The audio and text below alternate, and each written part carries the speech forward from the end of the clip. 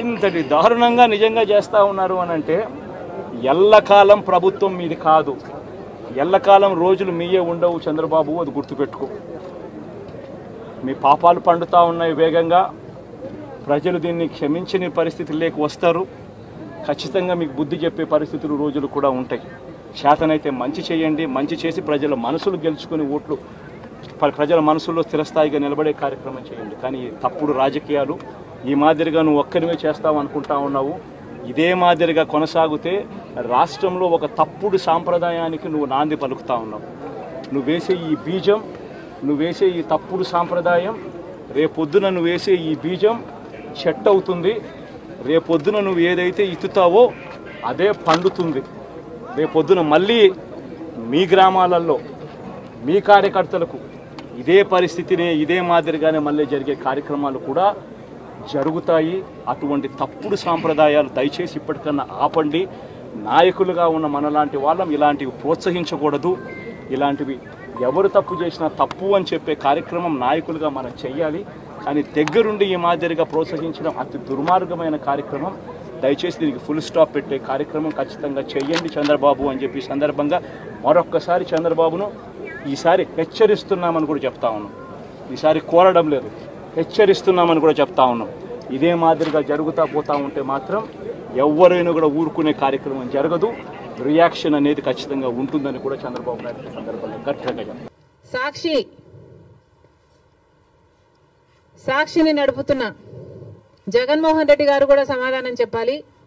ఇలాగే జగన్మోహన్ రెడ్డి గారు కూడా అమ్మఒడి అనే పథకం ఆయన ముఖ్యమంత్రి కాకముందు అమ్మఒడి పథకం కింద మేము ప్రతి బిడ్డకు 15,000 ఇస్తాము అని ఆ రోజు వాగ్దానం చేశారు. తర్వాత ముఖ్యమంత్రి అయ్యారు జగన్మోహన్ రెడ్డి గారు.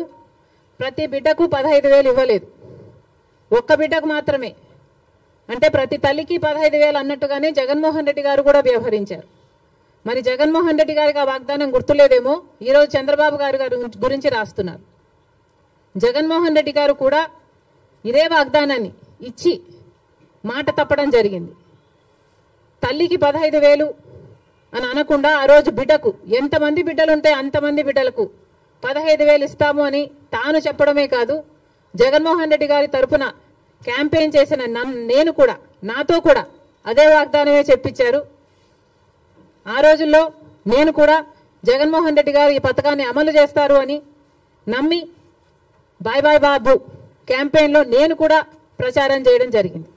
కానీ జగన్మోహన్ రెడ్డి గారు ముఖ్యమంత్రి అయిన తర్వాత అమ్మఒడి పథకం కింద కేవలం ఒక బిడ్డకు మాత్రమే ఇవ్వడం జరిగింది. జగన్మోహన్ రెడ్డి గారు ఒక బిడ్డకే ఇచ్చారు. ఇప్పుడు చంద్రబాబు గారు కూడా ఒక బిడ్డకే ఇస్తారు అని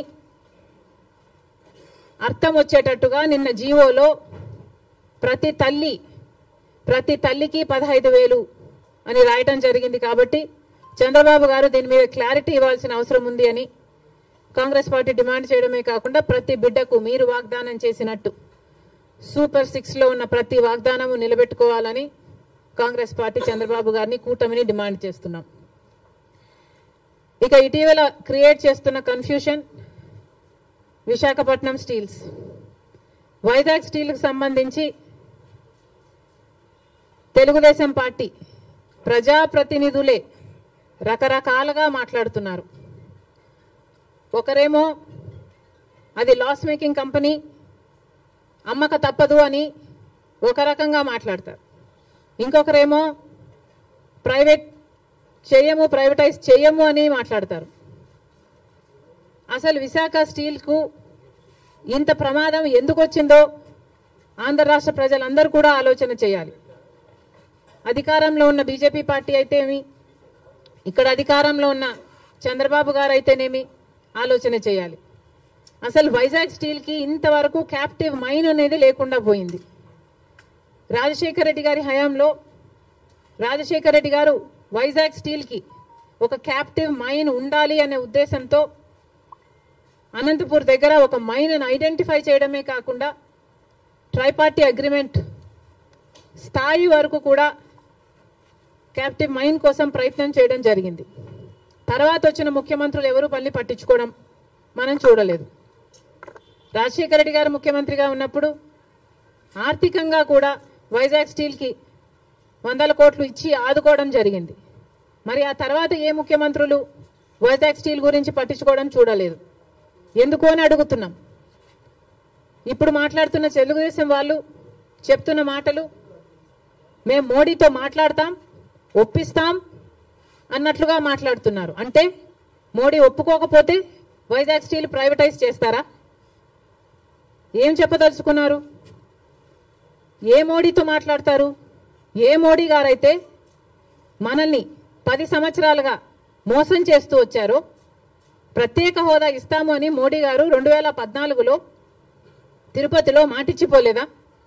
మరి 10 ఏళ్ళుగా ఏం చేశారు మోడీ గారు? ఒక్క వాగ్దానమైనా మోడీ గారు నిలబెట్టుకోగలిగారా? ప్రత్యేక హోదా అయితేనేమి, పోలవరం అయితేనేమి, కడప స్టీల్ ఫ్యాక్టరీ అయితేనేమి, పోర్ట్లు అయితేనేమి, ఇలాంటి ఒక్కటంటే ఒక్కటి కూడా రాజధాని విషయం అయితే మోడీ గారి మీద మళ్ళా మాకు నమ్మకం ఉంది, మోడీ గారు ఆదుకుంటారు అన్నట్టుగా మాట్లాడుతున్నారే. టీడీపీ పార్టీ గుర్తుపెట్టుకోవాలి, రాత్రి పడిన గుంతలోనే పగలు కూడా పడే ప్రమాదం ఉంది. ఒకసారి ఆలోచన చేసి మీరు ఎవరిని నమ్ముతున్నారో, ప్రజలకు ఏం మాట్లాడుతున్నారో, ఏం మాటలు చెప్పారో ఆలోచన చేయండి. మోడీ అంటేనే మోసం, మోడీ అంటేనే వెన్నుపోటు. ఆంధ్ర రాష్ట్రానికి ఇప్పటికే 10 సంవత్సరాలుగా వెన్నుపోటు పొడుస్తూనే ఉన్నాడు మోడీ గారు. అలాంటి మోడీ గారి చేతుల్లో వైజాగ్ స్టీల్ పెట్టడం అన్నది దారుణం. జగన్మోహన్ రెడ్డి గారు 5 సంవత్సరాలు ముఖ్యమంత్రిగా ఉండి కూడా రాజశేఖర్ రెడ్డి గారికి అంత ఇష్టమైన ప్రాజెక్ట్ అది అని తెలిసి కూడా రాజశేఖర్ రెడ్డి గారు వైజాగ్ స్టీల్స్ కోసం, క్యాప్టివ్ మైన్ కోసం ప్రయత్నించడమే కాకుండా, ఆర్థికంగా ఆదుకోవడమే కాకుండా, రాజశేఖర్ రెడ్డి గారు అంతా వైజాగ్ స్టీల్ కోసం చేస్తే ముఖ్యమంత్రిగా ఉండి కూడా జగన్మోహన్ రెడ్డి గారు ఒక్క ఫింగర్ కూడా ఎత్తలేదు వైజాగ్ స్టీల్ని కాపాడడం కోసం. ఎందుకు అని అడుగుతున్నాం. వైజాగ్ స్టీల్ నష్టాలలో ఉందా అన్నట్టుగా ఆ గ్రూపుల ఆర్గనైజేషన్లు వచ్చి మాట్లాడితే, అయ్యో నష్టాలలో ఉందా అన్నట్లుగా జగన్మోహన్ రెడ్డి గారు ప్రశ్నించడం జరిగింది. ఇప్పుడు చంద్రబాబు గారేమో నోరిప్పకుండా వాళ్ళ చేత కన్ఫ్యూజింగ్ స్టేట్మెంట్స్ ఇప్పిస్తున్నారు. చంద్రబాబు గారిని డిమాండ్ చేస్తున్నాం, చంద్రబాబు గారే మాట్లాడాల్సిన అవసరం ఉంది. చంద్రబాబు గారే ఢిల్లీలో మీడియా కాన్ఫరెన్స్ పెట్టి, ఢిల్లీ పెద్దలు కూటమి అందరూ కలిసి వైజాగ్ స్టీల్ ప్రైవేటైజ్ చేయబోము అన్న కాన్ఫిడెన్సు, అన్న మాట ఆంధ్ర రాష్ట్ర ప్రజలకు చంద్రబాబు గారు చెప్పాల్సిన అవసరం ఉంది.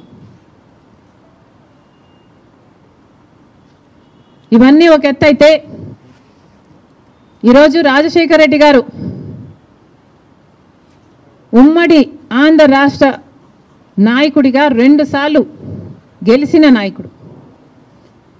అలాంటి నాయకుడికి రాజకీయాలు ఆపాదిస్తూ, గెలుపు ఓటములను ఆపాదిస్తూ ఈరోజు రాజశేఖర్ రెడ్డి గారి విగ్రహాలను ధ్వంసం చేస్తున్నారు టీడీపీ గుండాలు.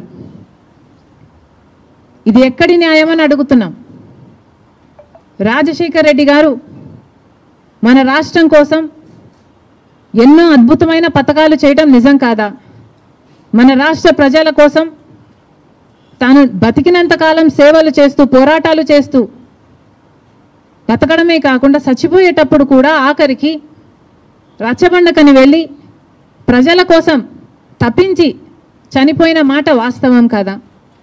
మరి అలాంటప్పుడు అంత పెద్ద మనిషి, అంత మంచి మనిషి అయిన రాజశేఖర్ రెడ్డి గారి విగ్రహాల జోలికి తెలుగుదేశం పార్టీ వాళ్ళు ఎందుకు వెళ్తున్నారో చంద్రబాబు గారు, వాళ్ళ నాయకులు సమాధానం చెప్పాలి.